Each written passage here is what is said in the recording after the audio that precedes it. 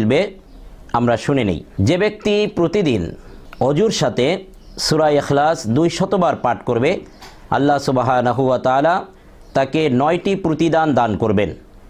Number 1,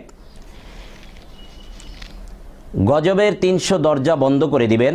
number 2, রহমতের 300 দরজা খুলে দিবেন। নাম্বার 3, রিজিকের 300 দরজা খুলে দিবেন। নাম্বার 4, আল্লাহ তাআলা তাকে ইলম ও ধৈর্য দান করবেন।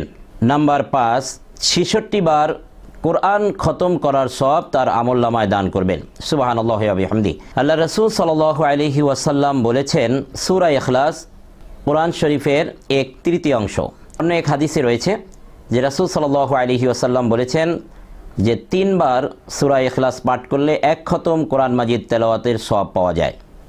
বুখারী শরীফ 5013 নম্বর হাদিস, মুসলিম শরীফ 811 নম্বর হাদিস।